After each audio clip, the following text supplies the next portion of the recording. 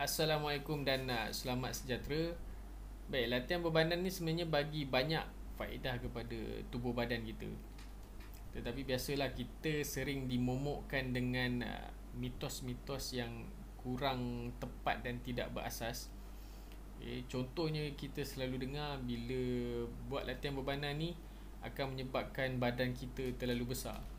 Sebenarnya itu bergantung kepada program latihan yang kita buat lah. Kalau kita buat program latihan untuk besarkan tubuh badan, so badan tu akan jadi besar. Kalau kita buat program latihan untuk cut ataupun burn calories, so hasilnya akan berbeza. Dan ramai juga wanita takut nak melakukan latihan berbadan sebab tak nak badan tu nampak berketul-ketul. First, kena tahu untuk dapatkan badan yang berketul-ketul memerlukan masa yang agak lama, iaitu 3 bulan hingga 6 bulan dengan latihan yang konsisten. Dan juga memerlukan hormon testosteron yang tinggi. So, mustahil lah bagi wanita sebab wanita mempunyai hormon testosteron yang lebih rendah berbanding lelaki. Dan ada juga yang saya pernah dengar mengatakan bila melakukan latihan berbadan ni akan merosakkan sendi kita. So bagi saya itu kurang tepat sebab ia disebabkan oleh teknik lakuan kita, bukan disebabkan oleh bebanan. Kalau kita mengangkat dengan cara yang salah, for sure akan memberi risiko kepada sendi-sendi kita. Sebab tu kita kena melakukan teknik dan cara yang betul, bukan sahaja dalam latihan berbadan tetapi dalam aktiviti fizikal yang lain seperti berjoging ataupun berbasikal dan sebagainya. Kalau kita buat teknik dan cara yang salah, tetap akan memberi risiko kepada tubuh badan kita. So risiko tu ada di mana-mana. Kita sendiri yang perlu menguruskan risiko tu. Kita kena faham konsep terlebih dahulu, baru kita jelas dan tak mudah untuk terpengaruh dengan mitos-mitos yang kurang tepat ni lah. Tujuan kita melakukan latihan berbadan adalah bagi meningkatkan dua komponen, iaitu kekuatan otot dan juga daya tahan otot. Mana dua-dua komponen ini adalah komponen yang terdapat di dalam kecergasan fizikal berlandaskan kesihatan. Kalau kita tengok pada definisi dia, kekuatan otot adalah kemampuan sekumpulan otot menggunakan daya yang maksimum bagi mengatasi rintangan. Manakala bagi daya tahan otot, keupayaan otot atau sekumpulan otot melakukan penguncupan secara berterusan dalam jangka masa yang lama bagi mengatasi rintangan. So persamaan dia bagi kedua-dua komponen ini adalah bagi mengatasi rintangan. Rintangan itu adalah bebanan lah. Dan daya yang digunakan tu yang berbeza. Iaitu kalau kekuatan otot ni dia menggunakan daya yang lebih tinggi. Bila menggunakan daya yang tinggi, bermaksud bebanan ataupun rintangan dia adalah tinggi. Kalau tengok pada daya tahan otot, daya yang digunakan lebih rendah, tetapi dia melakukan daya tu secara berterusan dalam jangka masa yang lama. Rintangan ini boleh berlaku ketika kita menarik sesuatu, menolak sesuatu atau mengangkat sesuatu. Contoh kita menolak meja ataupun menolak kereta, itu adalah satu rintangan. Kalau kereta tu berat ataupun kita menolak sebuah lori, so bebanan tu maksudnya kita menggunakan daya yang lebih tinggi lah. Kemungkinan kita memerlukan kekuatan otot dekat situ. Dalam melakukan latihan berbadan, kita memerlukan resistance ataupun rintangan. Rintangan ni kita boleh dapat dari pelbagai sumber. Contoh kita nak buat latihan berbadan, pertama kita boleh guna body weight, iaitu berat badan kita sendiri.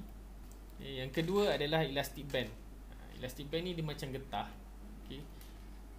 yang boleh diregangkan. Dan elastic band ni bila kita regangkan, so dia akan mengenakan daya pada tubuh badan kita lah. So lebih panjang getah itu diregangkan, ia akan memberikan daya yang lebih tinggi. Okay. Ketiga, weighted object, contoh macam kettlebell, medicine ball ataupun sandbag, bag yang berpasir. Biasanya kita boleh nampak di dalam gym-gym. Weight stack machine ni macam mesin yang biasa kita nampak dekat gym juga, yang boleh digunakan untuk melakukan latihan bebanan juga, tetapi dia dalam bentuk mesin lah. Okay.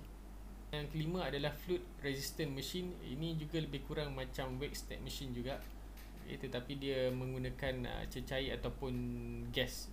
Yang keenam iaitu free weight. Free weight ni adalah seperti dumbbell ataupun barbell. Dan 7, isometric. Isometric ni adalah mana kita mengenakan daya pada objek yang tidak bergerak. Contoh dinding, kita menolak dinding. Itu adalah pergerakan isometrik, di mana berlaku penguncupan otot tetapi otot tidak memanjang dan tidak memendek. So ini adalah rintangan-rintangan yang boleh kita guna untuk melakukan latihan bebanan kita bagi meningkatkan komponen kekuatan otot dan juga daya tahan otot kita lah. Biasanya kita akan guna body weight ataupun free weight dan juga weighted object. Okay. Ini adalah 3 rintangan yang biasa ataupun resistant yang biasa kita gunakan. Okay. Mungkin juga elastic band, tapi jarang lah. Okay. Baik, sebelum kita nak menentukan latihan kekuatan otot kita ataupun daya tahan otot kita ni, kita kena tahu 4 pemboleh ubah ni. Okay.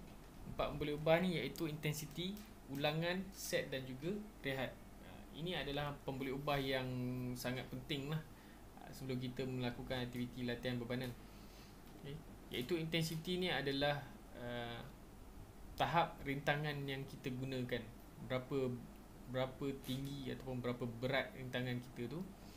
Okay. Ulangan, berapa kali angkatan untuk setiap jenis senaman yang kita lakukan.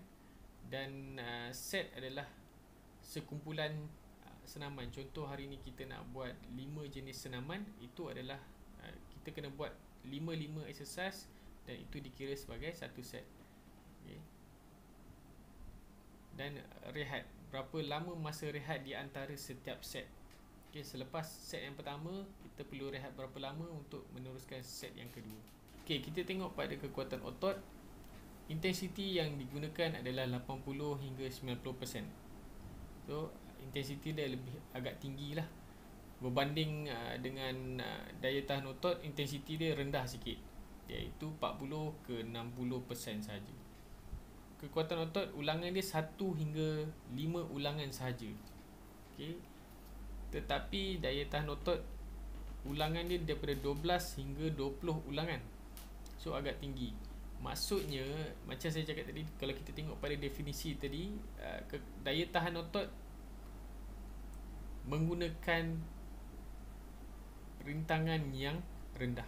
Set kekuatan otot 2 hingga 3 set sahaja. Okay, daya tahan otot 3 ke 4 set. Dan rehat bagi latihan kekuatan otot lebih lama berbanding daya tahan otot. Okay, dia memerlukan 1 hingga 2 minit rehat antara set, sebab dia menggunakan daya yang maksimum. Okay, menggunakan daya yang tinggi, so dia memerlukan masa yang lebih lama untuk recovery, pemulihan. Okay, kalau daya tahan otot, masa rehat dia tu hanya 30 saat saja.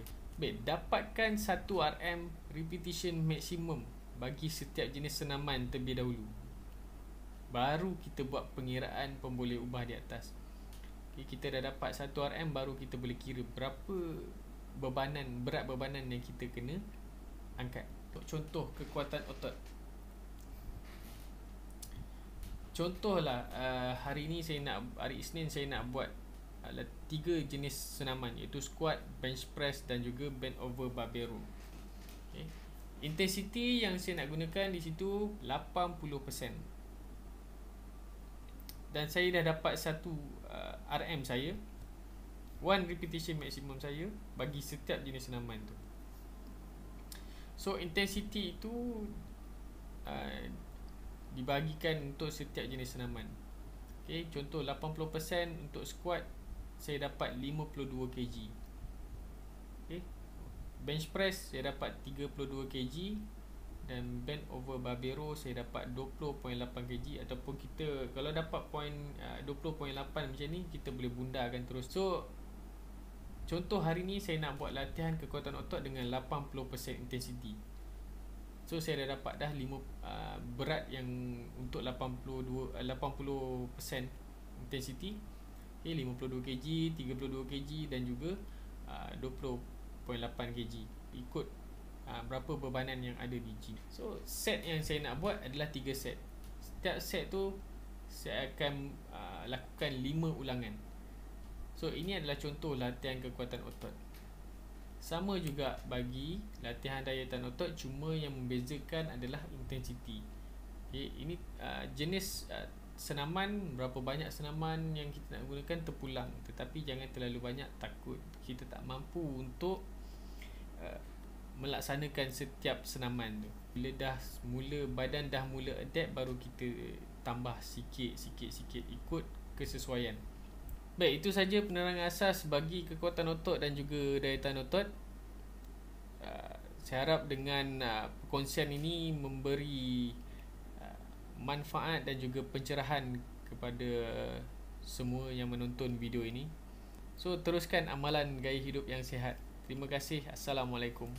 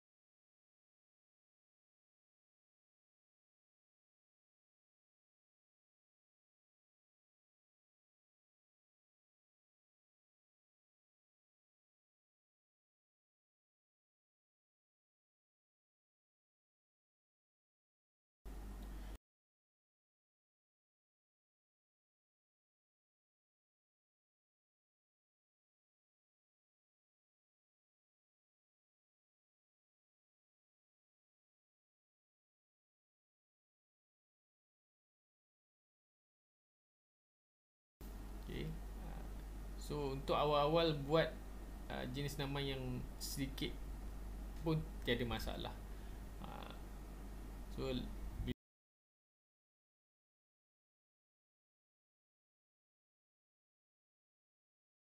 okay. So sama juga kalau daya tahan otot, saya menggunakan 50% intensity dan saya buat 4 set untuk latihan daya tahan otot. Kalau perasan dekat deadlift, saya untuk set yang keempat kosong. So kemungkinan dekat situ saya tak mampu untuk melakukan set yang keempat bagi latihan deadlift. So tak ada masalah. Yang penting saya dapat selesaikan 3 set. Kalau mampu untuk buat set yang keempat, dan saya boleh teruskan. Kalau tak mampu, dan saya tak perlu buat lah.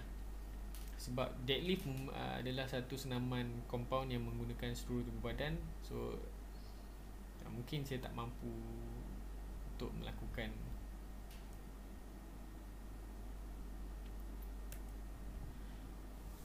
Baik, so itu sahaja penerangan asas dalam melakukan latihan bebanan. So